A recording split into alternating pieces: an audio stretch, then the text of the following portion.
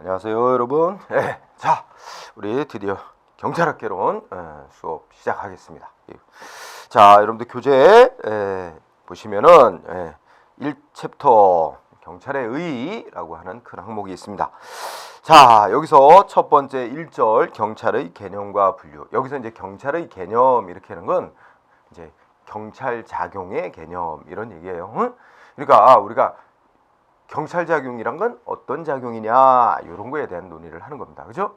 경찰 작용, 국가 작용 중에서 경찰 작용이라는 게 어떤 작용을 말하는 거냐 이 개념 파악인데 이 파트에서 꼭 시험 문제가 나옵니다. 자, 어느 부분이 나오냐? 먼저 여러분들 목차 간단히 읽으면서 우리 말씀을 드릴게요. 자, 여러분들 경찰 개념의 특성, 역사성과 다양성. 이건 뭐 여러분들 읽으면 당연히 아는 겁니다. 그러면 그건 여러분들 읽어보세요. 자, 두 번째 경찰 개념의 변천 과정. 자, 여기입니다. 경찰 개념의 변천 과정. 여기가 시험에 1번 문제로 나오는 영역입니다. 꼭 공부하세요. 체크하세요. 중요하게. 거의 나온다 보시면 돼요.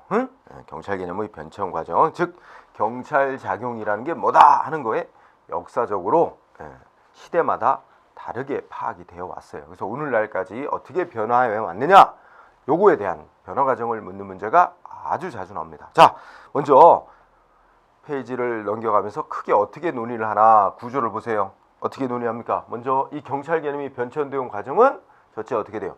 독일, 프랑스, 유럽 대륙 쪽 있죠? 독일, 프랑스 쪽 국가를 대륙법계 국가라고 합니다. 유럽 대륙 쪽에 이쪽하고 그 다음에 영국을 중심으로 하는 영국, 미국식 법제도를 따르는 국가를 영미법계 국가라고 합니다. 이쪽 조금 발전 과정이, 변화 과정이 달랐어요. 그래서 요 얘기를 하고 그 다음에 당연히 우리나라에서는 어땠는가, 우리나라 이렇게 해서 세 가지를 크게 나눠서 논의를 하는 거죠. 그러면 다 이게 이제 시험에 쓰이는데 특히 이제 이쪽 거가 많이 그 중에서도 많이 나오는 겁니다. 대륙법계 국가. 왜냐하면 우리나라가 이쪽 거를 많이 받아들여서 경찰학 논리체가 이쪽에 많이 가깝기 때문에 그렇습니다. 자, 그러면 여러분들 대륙법계 국가의 경찰 개념의 변천 과정을 또 이렇게 표로 이렇게 작성을 했습니다. 그죠? 자, 이 내용 하기 전에 여러분 우리 경찰학 교재 책이 이제 말하자면 제가 이제 이 다양한 경험 통해 너무 요약돼 있으면 이해하기가 쉽지는 않고 암기해야 될 사항만 이렇게 집중적으로 해놓은 거라 처음부터 그런 걸 보게 되면 이게 뭘까요? 배경 지식은 전혀 모른 채 그냥 무턱대고 암기. 이게 제대로 공부가 되겠습니까? 너무 암기돼 있으면, 요약돼 있으면 이건 또 문제가 있어요. 그런 거는 이제 아주 얇게 요약돼 있는 거는 거의 이 기본 내용을 다 파악한 다음에 막판에 가서 뭐 이렇게 정리한다고 할 때 고를 때나 쓰임새가 있지 처음부터 너무 얇은 교재로 시작하는 건 또 문제가 있어요. 그렇다고 또 너무 장황하게 긴 거는 헤매게 만들어. 어느 부분을 공부해야 될지. 그리고 중압감을 주죠. 부담감을 주고. 그래서 양쪽 다 꼭 바람직한 건 아니에요. 그래서 우리 교재는 딱 중간 정도쯤 돼요. 너무 얇지도 않고 너무 두껍지도 않게 딱 시험에 적합한 부분만, 그런 부분들만을 뽑아서 너무 요약되지 않게 서술형식으로 이렇게 정리를 해놓은 거라 이걸 믿고 공부하면 충분합니다. 자, 그러면 이렇게 이해하기 쉽게 표로도 많이 정리를 해놨습니다. 여러분들 대륙법계 국가 이 공부할 때 시대별로 어떻게 나왔어요? 고대, 중세 시대, 그다음 뭐예요? 17세기 경찰 국가 시대, 그다음에 뭐예요? 법치 국가 시대 이렇게 시대별로 나눴습니다. 각각의 시대별 특징 반드시 이거 공부해야 돼요. 자, 뻔한 내용입니다. 자, 보세요. 고대에서 두 가지 공부하면 자, 우선 동그라미 1번에 오늘날 사용하는 경찰이라는 용어, 우리가 이제 영어로는 폴리스라고 하죠. 경찰이라는 용어는 어디서 그 용어가 기원됐다, 비롯됐다. 첫째 줄 끝에 라틴어의 폴리티아라는 용어에서 유래됐다. 자, 그 밑줄 쳐주세요. 라틴어의 폴리티아에서 유래, 밑줄. 자, 그 다음에 두 번째 고대 국가에서는 경찰 작용, 그럼 뭐라고 의미했어요? 그 당시는 모든 국가 작용을 경찰 작용이라고 파악했어요. 그때는. 그래서 동그라미 2번에 경찰 작용은 그 당시에 도시 국가의 있어서 모든 정치 현상을 가리키는 것으로 국가 그 자체 또는 뭐 국헌 내지 국가 활동의 전체를 의미했다. 자, 키워드를 짜보면 고대 국가에서는 국가 활동의 전체를 의미. 요것만 밑줄주세요. 됐죠? 별건 없어요. 모든 국가 활동 전부를 경찰 작용이다 이렇게 파악을 했었다는 거죠. 응? 네. 그러다가 어떻게 돼요? 자, 중세국가면 한 15세기쯤 됩니다. 중세 시대에는 여러분들이 그 옛날에 학교 뭐 기본 그 지식으로 중세 국가에는 교황의 권력하고 이제 군주의 권력하고 이렇게 나눠졌던 얘기죠. 그래서 중세 시대에는 그 카톨릭 교황의 이 다스리는 영역, 이게 정신 세계 영역, 그 신앙적인 영역이 있고 세속적인 건 군주가 다스리고 이렇게 역할이 좀 구분되어 있었습니다. 그래서 여러분들이 중세 시대는 자 보세요. 거기에 동그라미 1번도 일단 알아두세요. 14세기 말에 이르러 프랑스에서는 어떻다고요? 경찰은 뭐를 의미했다고요? 여전히 아직까지도 국가의 목적, 국가의 모든 작용, 국가의 평온한 질서 있는 상태를 의미하였다. 그죠? 그러니까 아직까지 고대 국가 그 사고 방식에서 벗어난 건 아니었어요. 14세기 말 프랑스에서는. 그런데 거기 16세기 이제 1500년대죠. 16세기 독일에 가면은 거기 이제 제국 경찰법이 만들어지면서 경찰 작용이란 뭐라고 정의를 하게 됐대요? 예. 국가 작용 중 카톨릭 교회가 행사하는 권한을 제외한 나머지 일체 국가 작용을 합니다. 자, 여러분 거기서 중요한 포인트 단어가 뭐겠어요? 첫째 주구대 국가 작용 중에서 뭐를 제외했어요? 카톨릭 교회가 행사하는 권한은 제외. 자, 교회 행정의 권한을 제외. 요게 키워드예요. 그 특히 제외. 여러분 시험 문제 나오면 어떻게 나오는지 아세요? 포함 이렇게 나와요. 응? 카톨릭 교회 행정의 권한을 포함한 일체 국가작용. 이러면 안 돼요. 자, 교회 얘기가 나온다. 어느 시대? 중세 시대. 응? 그다음에 그 시대는 교황의 권력과 군주의 권력을 분리했거든요. 그래서 교황이 행사하는 그 권한은 제외한 나머지 군주가 행사하는 그 국가 공권력 행사하는 활동만 경찰 작용으로 파악했어요. 조금 축소됐죠? 왜냐면 고대 국가의 전체에서 뭐예요? 교회가 행사하는 권한은 제외했으니까. 자, 키워드 교회가 행사하는 행정 권한 제외한 나머지 작용. 그 다음에 또 시대가 그 다음에 가죠. 여러분 경찰 국가 시대라고 불러요. 17세기 이후에 이 경찰 국가 시대라는 이름은 우리 중세에서 이제 그 로마의 교황의 그 교회 행정의 권한이 세속 군주하고 뭐 맞먹거나 더 셀 정도로 강했던 중세 시대를 마감하고 이제 군주 시대가 저 교황의 권력이 거의 이제 쇠퇴합니다. 시대가 이제 경찰 국가 시대예요. 이때는 이제 반대로 우리 세속 군주의 권력이 더 강해지면서 이 군주가 말하자면 뭐예요? 그 경찰력을 통해서 군주의 막강한 권력을 경찰력을 통해서 유지하면서 국민들에게 뭐야? 강제적으로 이제 강압적으로 통치하던 그런 시대입니다. 그래서 이 절대 군주 국가 시대라고도 일컫는 시대가 바로 경찰 국가 시대예요. 그래서 이 17세기 경찰 국가 시대에서는 자, 여러분들 동그라미 1번 밑줄 쳐 주세요. 뭐 있어요? 그 경찰 국가 시대에 군주가 이제 무소불위, 무제한한 권력을 행사했는데 그 바탕을 이루는 논리가 동그라미 1번 왕권 신수설 군주 주권론. 그 왕의 권력은 신으로부터 받았다는 거죠. 그러니 뭐 무제한인 거죠. 누구도 그 도전할 수 없는 왕권 신수설. 그 다음에 국가의 주인은 군주다라고 하는 군주 주권론 사상. 이런 걸 바탕으로 군주가 모든 국가의 권력을 절대적으로 행사했던 시기. 그래서 절대 국가 체제 이렇게 표현합니다. 그러면 그 다음에 화살표로 설명했는데 당연히 뭐예요? 쭉 읽어나시면 절대적인 군주가 경찰력을 통해서 통치권의 전반을 행사. 그죠? 그래서 쭉 이래서 마지막 줄에 가면 셋째 줄에 국민에 대해서는 어떤 절대적인 권한을 가지고 아무런 법적 제약 이런 거 재판 통제 이런 것도 없이 군주의 명령이 곧 법인 시대예요. 그런 시대를 지나왔죠. 그래서 경찰 국가 시대 17세기 이런 얘기 하나 알아두고 왕권 신설 군주 주권론 바탕한 절대 군주 체제. 그러다가 이제 여러분들 사회가 발전하면 이 이제 분화가 일어나게 돼요. 왜냐면 어느 파트 이렇게 해서 좀 그쪽을 전문화 시키죠. 그래서 여러분들이 동그라미 2번 보면 국가 활동이 점점 분업화되고 전문화되어 감에 따라 뭐가 나타난대요. 자, 그거 좀 밑줄 쳐주세요. 외교작용, 군사행정에 관한 군사작용, 재무행정, 재정작용, 그 다음에 재판하는 사법작용, 이런 거를 어떻게 돼요? 따로 국가작용 중에서 따로 이렇게 분리해서 파악하게 되는 거예요. 그쪽의 어떤 전문적 영역으로. 자, 그거 밑줄 쳐주세요.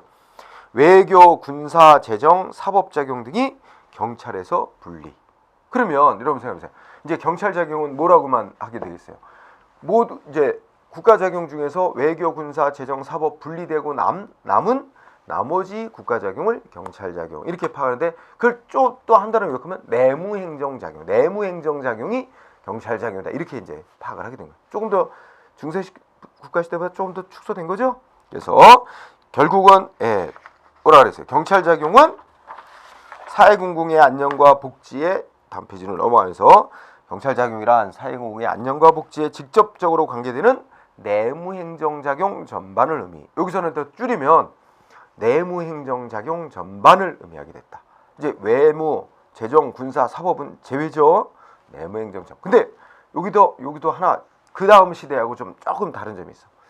여기서 내무행정 전반이란 말 속에는 소극적으로 사회 질서를 유지하는 것뿐만 아니라 또 뭐예요? 시민들의 복지를 증진하는 공공복지작용도 포함을 해서 파악했던 거예요. 따라서 내무행정 전반의 의미, 그런데 그 바로 밑에 줄에 소극적인 사회 질서 유지하는 것뿐만 아니라 적극적인 복지 증진까지도 포함을 했다는 거예요. 자, 그러면 요거 포인트. 내무행정 전반 의미, 그런데 요 시기의 특징은 복지 증진도 포함했다. 알았죠? 요게 이제 그 다음 법치국가 시대 18세기 가면 이 복지 증진하는 활동은 또 제외시키는 거예요. 응? 그래서 그 점이 이 차이가 나는 점이니까 유의해 두고요. 그러면 이제 그 절대 군주 시대가 이제 몰락을 하게 되죠. 우리 여러분들은 아마 들어봤을 거예요. 그죠? 뭐 루이 14세인지 루이 16세인지 그죠? 그리고 완전히 맨날 궁정에서 파티만 벌이고, 응? 돈이 떨어졌는데요. 그러면 더가더와 마음대로 세금 막 걷고, 그죠? 모든 땅이니 모든 국가 재산은 다 군주 거라고 생각했던 그게 절대 군주국가 시대잖아요. 그럼 모자라면 걷어와, 그죠? 그 무슨 마리 앙뚜아네트인가 프랑스의 누구는 그 프랑스 시민들이 이제 말하자면 혁명을 일으켰잖아, 그죠? 민중 봉기가 일어났죠. 왜 그러냐? 그 얘기 알죠? 빵이 없어서 빵을 달라. 빵 없으면 정확하게 모르지만 쿠키를 주면 될 거 아니냐, 이렇게 그런 거 아시죠? 그런 시대였죠. 그래서 이제 결국 여러분들이 그 절대 군주국가 체제가 이제 망하게 되는데, 그 무너지게 되는데, 그게 시발점이 이제 프랑스의 시민혁명 아닙니까? 그죠? 1789년 프랑스 시민혁명이 일어나면서 절대 군주 정치를 무너뜨리죠. 그래서 그 절대 군주 그 단두대로 처형하고, 그 다음에 이제 이런 역사적 경험에 의해서 국가의 권력이 어떤 한 사람의 절대 군주에게 다 있으면 누구도 통제하기 힘들고 국민의 자유 권리 보장 못 된다. 이래가지고 그 경험을 토대로 이제 모든 국가의 활동은 시민의 대표자인 국회, 의회가 만든 법에 따라 이루어져야 되고, 만약에 위법하게 이루어져서 시민의 자유 권리 침해하면 당연히 재판을 청구해서 구제받을 수 있도록 한다. 이런 법치주의라는 게 생겨나고, 국가 권력도 이제 쪼개놔야 된다. 입법부, 행정부, 사법부 이렇게 나눠서 입법권, 행정권, 사법권을 각각에 맡겨서 견제하게 만들, 이런 논리가 생겨나게 되는 거예요. 이런 바탕에는 말하자면 이제 이성을 바탕으로 하는 계몽주의 사상 이런 게 이제 바탕이 되면서 시민혁명이 일어나고 이렇게 된 거죠. 따라서 여러분들이 이제 절대 군주국가 무너뜨리고 법치국가 시대가 도래하는데 그 사상적 배경부터 알아두세요. 자, 동그라미 1번 뭐라 했어요? 18세기 중반 계몽주의 사상. 자, 밑줄 계몽주의 사상. 이거 이성을 중시하는 사상이죠. 계몽주의 사상. 그 다음에 그래서 첫째 줄 뭐라 그랬어요? 자연법 사상, 사회개혁설에 기초한 국민주권론, 국가의 주인은 국민이다라는 국민주권론이 등장하고, 여기 미국 독립혁명, 프랑스 혁명을 계기로 시민의 자유와 인권 존중을 이념을 하는 권력분립주의, 법치주의 성립 이렇게 쭉 나가죠. 그래서 여기서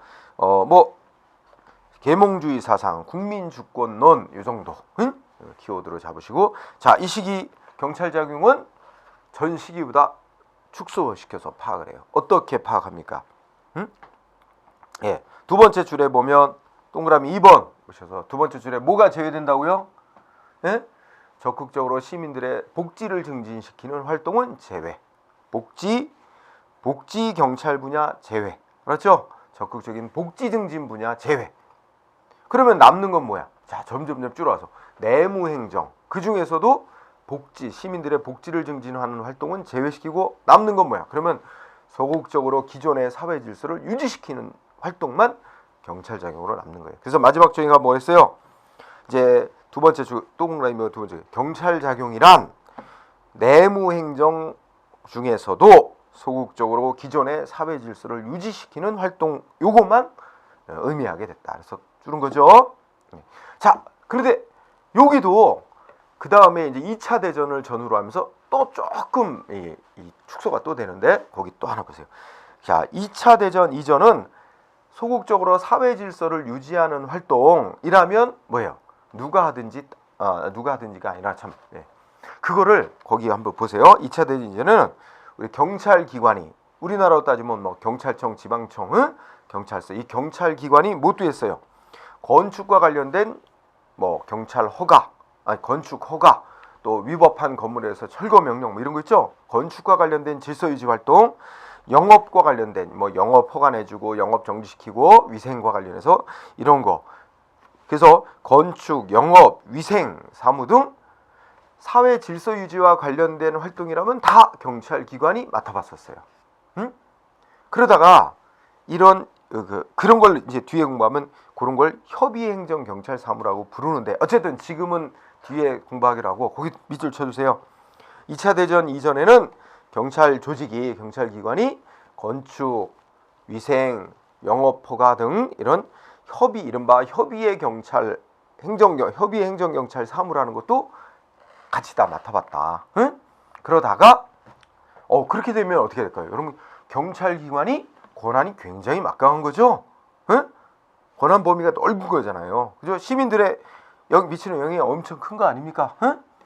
그런데 2차 대전 여러분 2차 대전 이전에 이제 독일 이런 데서 이렇게 했단 말이에요. 히틀러 청구나에서 이 경찰 기관이 거의 시민들을 다 이 말하면 시민들의 그 자유 권리에 관한 것을 거의 대부분 통제할 수 있었던 거예요. 그래서 그 2차 대전 끝나면서 그 연합군이 독일의 히틀러 시대에 경찰이 맡아보는 역할을 많이 줄여요. 담당하는 역할을 축소시켜요. 그래서 2차 대전 이후를 보면 자, 여러분들이 거기 읽어볼까요? 첫째 줄 끝에 경찰기관이 수행하던 그 당시 옛날에는 경찰기관이 맡아보던 소방사무, 영업 허가 등의 사무, 도로, 위생사무, 건축 같은 사무 등 이른바 협의행정 경찰 사무를 이제 더 이상 경찰기관이 맡아보게 하지 않고 다른 행정기관이 맡아보도록 다 그쪽으로 넘깁니다. 이렇게 이관한단 말이에요. 권한을. 이렇게 협의의 행정경찰 사무를 경찰기관으로부터 분리하여 일반 행정기관, 뭐 예를 들면 여기 위생사무는 뭐 우리나라로 치면 보건복지부에서 담당하도록 하고 건축과 관련된 사무는 뭐 일반 시장, 군수 등이 담당하도록 하고 이런 식으로 업무를 이관하는 거죠. 그러면 결국 어떻게 경찰이 맡아보던 업무 영역이 축소되는 거죠. 자, 요런 거 여기 여러분들 꼭 중요한 단어 하나 알아두세요. 셋째 줄 비경찰화라는 단어가 있어요. 그거 동그라미 쳐주세요. 비경찰화. 비경찰화의 뜻이 뭐예요? 쉽게 말하면 경찰이 담당하던 사무를 어떻게 돼요? 경찰이 더 이상 맡지 않고 다른 행정기관이 맡도록 그 사무를 이관하는 걸, 그래서 더 이상 경찰이 맡아보는 사무에서 제외시키는 것을 비경찰화라고 부릅니다. 여러분 이번 2015년 제3차 경찰학 시험에 1번 문제가 이거였어요. 이렇게 경찰이 맡아보던 사무를 다른 행정기관이 하도록 이관하는 현상을 뭐라고 말하는가? 문제 나왔어요. 답은 비경찰화 그러는 거예요. 뭐 답지에 비경찰화, 비범죄화 등등 이랬어요. 비범죄화는 뭐겠어요?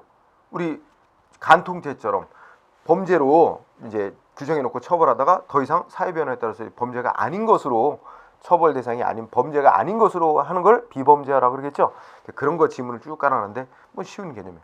자, 비경찰화라는 말의 뜻. 그리고 여기다 덧붙여. 비경찰화의 대상이 되는 사무는 이른바 어떤 사무?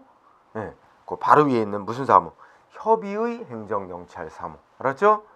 일단은 연결해서 비경찰화 대상이 되는 사무는 건축, 교통, 건축, 뭐 위생, 응? 보건, 뭐 이런 그 오늘날 생각하면 우리 경찰이 안 하고 있고 다른 행정기관이 하는 사무들이 있잖아요. 그런 사무를 이른바 협의행정경찰 사무라고 불러요. 이따 나와.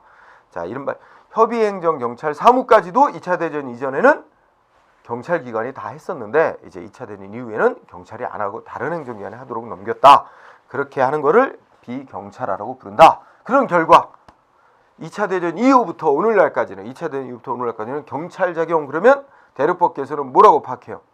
예, 자, 내무 행정 중에서 뭐예요? 줄어가지고 이제 복지경찰, 복지 증진하는 작용 빼고 소극적인 위험 방지 작용으로 축소됐다가 소극적으로 사회 질서에 대한 위험 방지 활동 중에서도 다른 행정기관이 맡아보는 게 적절한 사무 빼고 남은 나머지. 그래서 그걸 뭐라 그래요? 넷째 줄 오늘날의 경찰 활동, 경찰 작용은 대륙법께서 이른바 협의의 경찰 행정 사무를 제외한 뭐만으로 축소됐다고요? 보안 경찰만으로 더욱 축소됐대요. 그 밑줄 쳐주세요. 협의의 행정 경찰 사무를 제외한 보안 경찰 임무만으로 축소. 그죠? 자, 여기서 또 하나 궁금한 게 있어요. 여러분 보안 경찰 그러면 어떤 생각이 버뜩나? 뭐 머릿속에 국가보안법 이런 것도 떠오르고 보안 경찰이라는 게 그런 거하고 매치되기가 쉽죠? 여러분 우리 경찰학 공부할 때 보안 경찰이란 말은 이제 두 가지 의미로 사용되게 될 수 있어요. 이제 우리가 아까 강론 그 강론 경찰학의 강론 파트 가면 우리가 국가보안법 위반에 대해서 이제 다루는 거, 그러니까 국가의 안전 보장을 해치는 그런 범죄 사건에 대해서 다루는 활동이 있는데 그거를 이제 실무에서 보안 경찰 활동이라고 해요. 그거는 이제 실무에서 쓰는 말, 응? 국가의 안전 보장 해치는 범죄, 형법상의 내란죄 사건이라든지 이런 거 있잖아요. 그런 게 이제 보안 경찰 사무라 그래요. 근데 여기서는 학문적 의미로 쓰는 거예요. 학문적 의미로 보안 경찰이라는 거. 여러분들이 여기 미리 볼까요? 페이지 뒤로 좀 잠깐 가봐. 뒤로 잠깐 가보면 페이지 어디냐면 네. 저기 좀 봅시다. 12쪽으로 한번 봐요. 응? 여러분 페이지 자 넘겨. 12쪽에 보면 다 중간쯤에 12페이지 중간쯤에 경찰 작용을 분류를 하는데 2번 경찰 사무의 독자성 여부에 따른 분류하고 보안 경찰이라는 개념과 이제 협의의 행정 경찰 이렇게 나누죠. 거기에 여러분 한번 같이 봅시다. 보안 경찰이라는 거 학문적으로 말할 때 보안 경찰이란 다른 행정 작용에 부수되지 않고 사회 질서 유지 그 자체만을 목적으로 독립적으로 행해지는 경찰 작용 이렇게 있죠. 여러분 거기다 일단 밑줄 쳐놓읍시다. 자, 다른 행정 작용에 부수되지 않고 이게 중요해요. 여러분 힌트가 되는 중요한 말이에요. 그러니까 그 목적 자체가 전적으로 뭐를 위한 활동, 사회 질서 유지만을 위해서 행해지는 활동을 학문적으로 보안 경찰 활동이라고 합니다. 보안 경찰 작용. 다른 행정 활동에 부수되는 게 아니야. 오로지 그 자체가 사회 질서 유지만을 목적으로 행해지는 활동을 보안 경찰 활동이라고 학문적으로 얘기해. 그다음에 그 밑에 협의 행정 경찰 활동은 원래는 목적이 이제 다른 행정 목적을 달성하려고 하는 건데 그 분야에서 생길 수 있는 질서 위반의 문제, 사회 공공의 안녕과 질서에 대한 위험 방지 문제가 이제 부수적으로 생길 수 있으니까 어떤 다른 행정 작용의 목적을 달성하는 데 있어서 부수적으로 생길 수 있는 질서 위반 문제, 요거에 대해서 다루는 것을 협의의 행정 경찰이라고 합니다. 그러니까 아까 건축과 관련된 질서 유지, 이 문제에 관한 게 협의의 행정 경찰의 예로 들어지는 거죠. 그래서 여러분들 협의의 행정 경찰은 중요한 힌트 말이 뭐예요? 대비시켜서 다른 행정작용의 수행과 관련하여, 그죠? 다른 행정작용의 수행과 관련하여 두째 줄 부수적으로 행해지는, 주된 어떤 행정 목적이 있는데 그 목적과 관련하여 부수적으로 행해지는 질서유지 활동을 협의행정경찰이라고 해요. 응? 그래서 얘가 뭐 들어졌어요? 건축, 위생, 경제, 산림, 응? 관세, 뭐 철도, 그죠? 이런 게 대표적인 예로 들었습니다. 그리고 2차 대조는 이게 아까 얘기한 거 보안경찰 사무만 경찰 사무로 맡게 됐고 협의행정경찰 사무는 경찰기관이 맡다가 다른 행정기관으로 다 이관했다 그랬죠. 그래서 아까 뭐라 그랬어요? 이른바 그 비경찰화의 대상이 된 사무는 어떤 사무냐 물어보면 협의행정경찰 사무다 이렇게 답할 수 있어야 된다는 거예요. 그죠? 이게 처음에 얼른 이해가 안 갈 수도 있어요. 그러니까 요거 2번 보안 학문적으로 말할 때 보안경찰, 협의행정이죠. 요거 되게 중요하게 구분 알아둬야 돼요. 응? 그리고 또 하나의 보안경찰이라는 활동은 이제 저 뒤에 강론 파트에서 나올 때는 보안경찰이란 국가의 안전보장을 해치는 형법상 내란죄, 뭐 국가보안법상 범죄 이런 거에 대해서 다루는 활동, 수사하고 체포하고 뭐 이런 활동 그런 게 보안경찰 활동이라고 따로 실무에서 얘기한단 말이에요. 그거하고는 좀 구분되는 개념이다. 자, 다시 앞으로 볼까요? 그러면 이제 이해됐을 거예요. 그러면 우리 교재 7쪽 또 암기해야 될 거 있어요. 암기해야 될 거 박스 경찰 작용이란 국가작용 중 내무행정작용 중 소극적으로 위험 방지하는 활동만을 경찰작용이라고 파악한 거. 대표적인 예 들어진 거. 자, 2번을 꼭 외워야 돼. 2번. 2번에 독일에서의 크로이츠베르그 판결이라고 있죠? 잠깐 보자. 요거 밑줄. 독일의 크로이츠베르그 판결이라는 거. 뭐라 했어요? 자, 그 내용 읽어보면 베를린에 있는 크로이츠베르그라고 하는 언덕이 있는데 그 언덕에 뭐예요? 전쟁에 기념한 거, 기념탑 세웠죠? 전승 기념비. 이거 조망권 확보를 위하여 그 전승 기념비가 있는 주변 지역의 건물들의 이 건축을 제한을 했어요. 건축물 높이를 제한한 베를린 경찰청장이 내린 조치, 건축 높이 제한한 이 조치에 대해서 그거는 조망권 확보라고 하는 이른바 심미적인 이유로 내려진 것으로서 일종의 기존의 사회 질서 유지라기보다는 복지 증진적인 목적에 가까운 거다. 그죠? 이렇게 함으로써 이거 지금 경찰이 할 수 있는 거래요? 못 하는 거래요? 경찰기관이 할 수 있는 조치가 아닌 거다. 따라서 마지막 줄에 밑줄 주세요. 끝에 경찰의 임무는 오로지 소극적으로 사회 질서에 대한 위험 방지 업무에만 한정되는 거다. 경찰의 임무는 소극적인 위험 방지에 한정된다고 하는 이런 사상이 법 해석상 확정되는 계기가 된 판결로 유명한 겁니다. 응? 자, 크로이츠베르그 판결. 그리고 마지막 줄. 이거 시험에 자주 뜹니다. 꼭 체크하고요. 이걸 가장 중시하면서 그 이후에도 이제 법들이 만들어지죠. 옛날 독일 제국의 이름이 프로이센이에요. 그래서 3번 프로이센 일반 난트법, 4번 프랑스의 죄와 형벌 법전. 이건 제목 정도. 이런 것들이 뭐라고요? 다 경찰의 임무는 경찰 작용이란 사회 공공의 안녕과 소극적으로 기존의 사회 질서 유지하기 위한 활동, 이것만을 경찰 작용으로 파악했다는 거. 그래서 다시 봅시다. 또 한 번 정리. 여러분들이 8쪽에 보면 체크 다시 한번 여러분 정리해놨습니다. 대륙법계 국가에서 이 경찰 개념이 변철형 어떤 과정을 거쳤어요? 점점 축소됐죠. 자, 우리 기억 되살려봅시다. 안 보고 한번 머릿속에 떠올려봐요. 시대별로 따져보면 고대 국가에서는 국가활동 전체를 경찰작용이라 그랬다. 그러다가 중세시대 가면 교회 권한이 강해지죠. 교회가 행사하는 권한을 제외한 나머지 국가작용으로 축소. 교회 행정 권한 제외. 자, 그 다음에 뭐예요? 중세시대 무너지고 절대군주국가 시대인 경찰국가 시대에 와서는 좀 사회가 복잡해져 가면서 어떻게 했어요? 외교, 외교, 군사, 사법, 그 재무행정, 재정작용, 국가작용에서 따로 분리. 남는 내무행정작용만, 여기서는 이제 내무행정작용만 경찰작용으로 파악. 근데 이 속에는 뭣도 들어가 있었다고요? 복지 증진하는 활동도 포함을 시켰었다고. 그죠? 그러다가 어떻게 돼요? 절대군주 정치 무너뜨리고 이제 법치국가 시대가 18세기 이후 도래한다. 이때 와서는 어떻게 돼요? 내무행정 중에서도 복지 증진하는 활동은 또 제외. 오로지 사회 질서 소극적으로 유지하는 작용으로만 축소.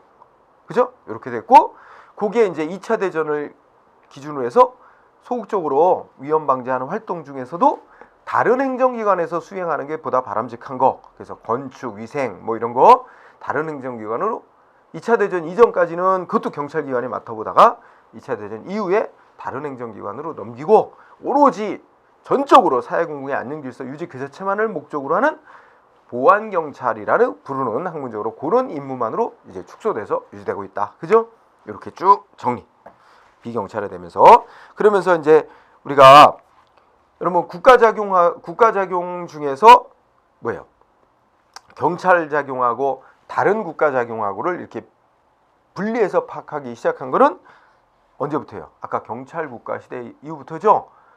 국가 작용을 외교, 뭐 군사, 재정, 사법 이렇게 나누고 그 내무행정만을 경찰 작용으로 이렇게 분리한 게 언제부터예요? 경찰 국가 시대 이후부터죠. 그래서 그 표에서 오른쪽에 했습니다. 자, 그러면 또 한 번 정리. 그래서 어떻게 했습니까? 쌍가루 2번 그 밑에 대륙법계 경찰 개념의 특징. 자, 그러면 동그라미 1번 보세요. 여러분이 동그라미 1번 읽으면서 중요 단어를 보죠. 국가의 일반 통치권, 밑줄. 국가의 일반 통치권에 기초한.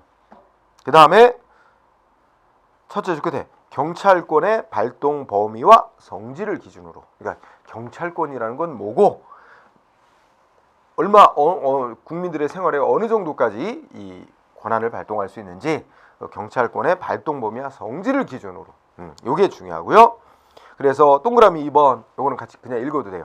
경찰 작용이란 사회공공의 안녕과 질서를 유지하기 위해 국가 일반 통치권에 근거해서 국민들에게 명령 강제하면서 하는 작용 이런 정도로 파악을 하게 됐습니다. 동그라미 3번 중요한 거. 여러분 사회 질서 유지한다고 국가가 어떻게 하는 거예요?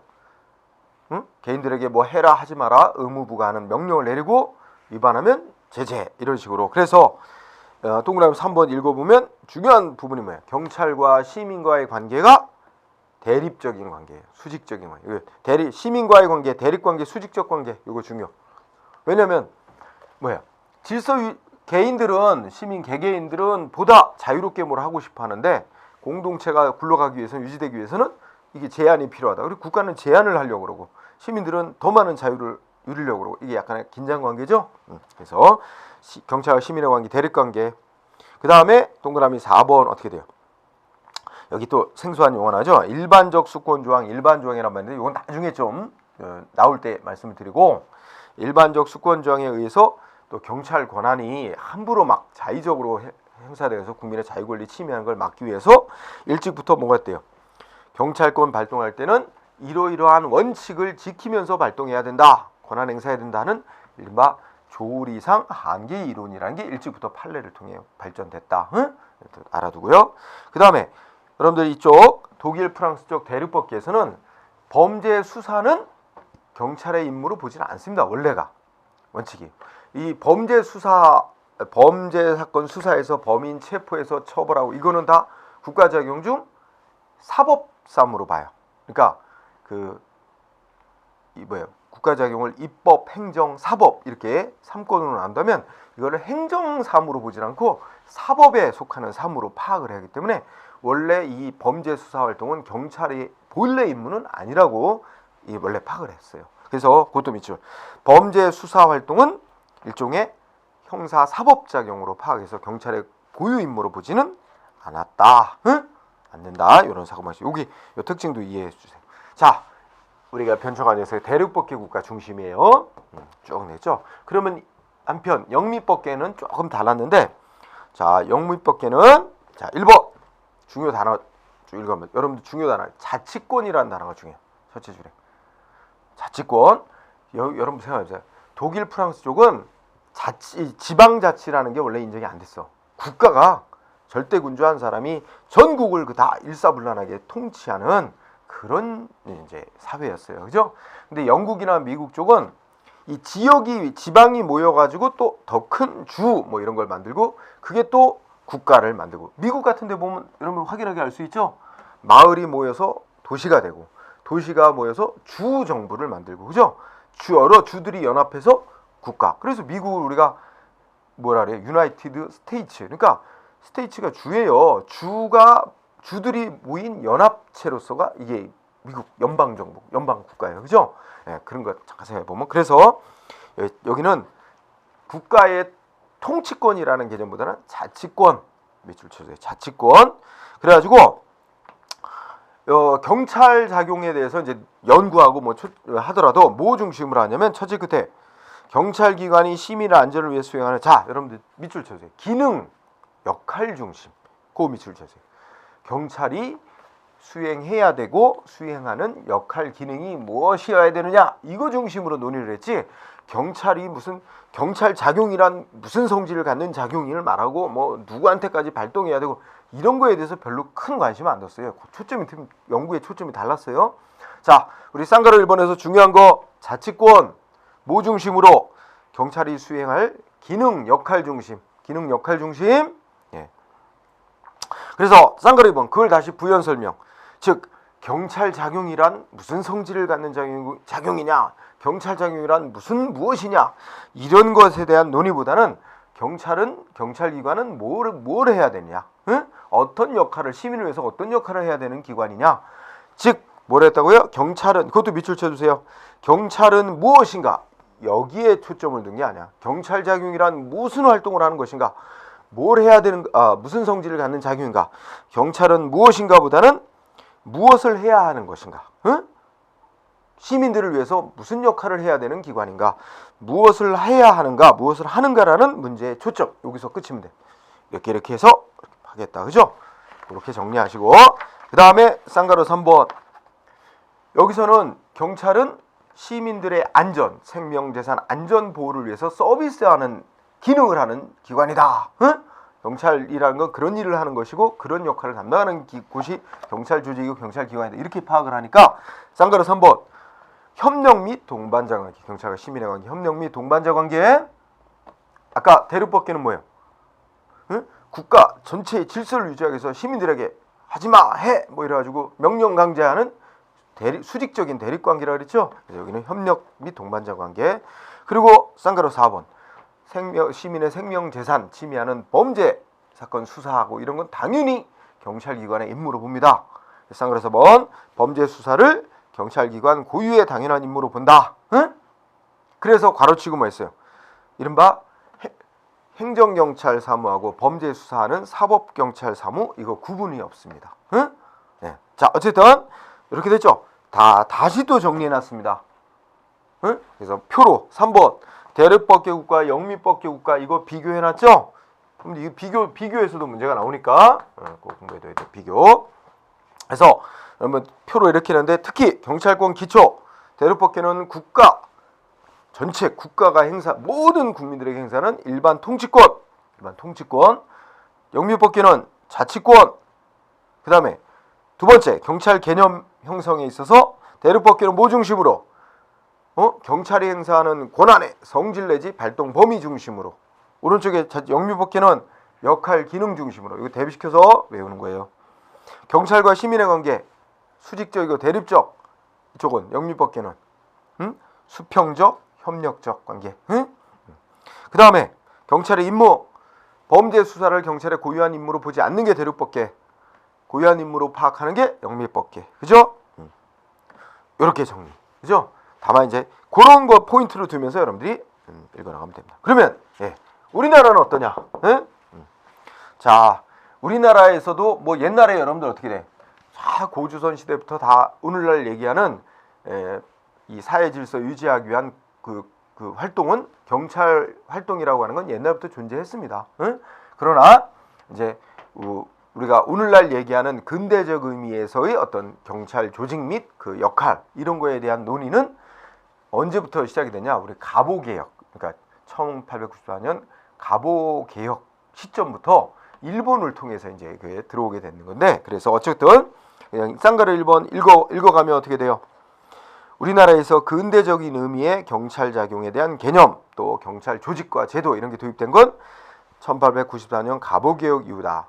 이러면 이때 일본을 통해서 받아들이게 된 거예요. 일본이 어디 거 베꼈냐면 독일 거 베꼈거든요. 결국 일본을 통해서 독일식의 대륙법계의 어떤 경찰 개념과 제도가 이제 도입이 됐다는 거예요. 그죠? 그래서 국가의 어떤 통치권, 공권력을 통해서 국민에게 명령 강제하는 이런 경찰 작용 이런 개념이 많이 강조됐죠. 응? 그러다가 이제 우리나라가 이제 일제시대 마감하고 해방이 됐잖아요. 3년 동안 미군의 통치를 받아요. 그 미군정기에는 또 미국의 영향을 또 받게 돼요. 결국은 오늘날은 우리나라 어떻게 돼요? 응? 밑바탕에는 저기 일본을 통해 들어온 독일식 대륙법계의 경찰 개념과 법제도가 우리나라의 바탕을 이루고 있는데 해방 이후엔 또 미국식 개념과 제도가 또 들어오면서 이 혼합되어 있죠. 결론은 자, 그 얘기가 바로 이제 그 다음 페이지인데 넘어가기 전에 여러분 쌍가루 3번에 꼭 알아둘 게 있습니다. 쌍가루 3번의 첫째 줄 우리나라의 경찰관 직무집행법의 원전이니까 뿌리 원래 어디서부터 나왔다고 볼 수 있냐? 우리나라 1953년에 경찰관 직무집행법이라고 만들었는데 이 법의 원전은 뿌리는 프랑스의 죄와 형벌법전이라고 할 수 있다. 알았죠? 그 다음에 그래서 그 각주도 같이 보고 한편 우리나라 1953년에 경찰관 직무집행법 만들 때 제1조에 뭐라고 써놨냐면 경찰의 임무는 국민의 생명, 신체, 재산을 보호하는 거다라고 명시가 됨으로써 이게 이제 영미법계적인 그 경찰의 기능, 서비스적인 이 역할, 요거 하나는 민주주의 영미법 개혁으로 이런 민주주의 이념이 도입되었다 하는 얘기 나오죠. 여기 쌍가로 3번 얘기 꼭 체크해 두세요. 네. 그러고 나서 이제 뒤로 갑시다. 뒤로 가보면 쌍가로 4번 어떻게 돼요? 우리나라 밑바탕 대륙법계의 영향을 받아 뭐예요? 우리나라 뭐 구분 안 하고 있다고요? 행정경찰과 이론적으로는 행정경찰과 사법경찰을 작용이라는 걸 구분을 하고 있어요. 그렇지만 괄호 속에 보듯이 조직상으로는 구분을 안 했어요. 우리 경찰 조직 안에 뭐예요? 형사 파트 있고 뭐 이렇게 교통 파트 이렇게 역할을 나눠놓긴 하죠. 그렇지만 경찰 기관이 범죄 수사 활동도 다 수행한단 말이야. 응? 따라서 쌍가루 4번도 중요. 우리나라 대륙법계 괄호치고 프랑스 이 행정경찰 사법경찰 구분한 건 프랑스에서 비롯됐어요. 그래서 거기 독일이라고 하면 안 돼요. 자, 대륙법계 특히 프랑스 밑줄 치고 프랑스의 영향을 받아 우리나라 행정경찰 사무하고 사법경찰 사무란 걸 구분을 한다. 이론적으로는. 그러나 괄호치고 조직상으로는 구분이 안 돼 있다. 경찰 조직이 다 수행하고 있다. 또 한 번 언급이 될 테니까 이 쌍가루 4번. 결국 쌍가루 5번 어떻게 돼요? 우리나라는 대륙법계와 영미법계의 경찰법과 제도 개념이 이게 혼합되어 있는 상태다. 이렇게 말할 수 있습니다. 자, 우리가 그래서 우리 첫 시간은 경찰 개념과 관련해서 경찰 작용이 뭐다 하는 거는 다음 시간에 하고 어떻게 변천에 왔는가, 그죠? 요거에 관한 논의인데 이게 거의 매 시험마다 한 문제로 출제가 된다. 응? 되게 중요한 부분입니다. 자, 여기까지 하고 자, 쉬었다. 진행을 하도록 합시다.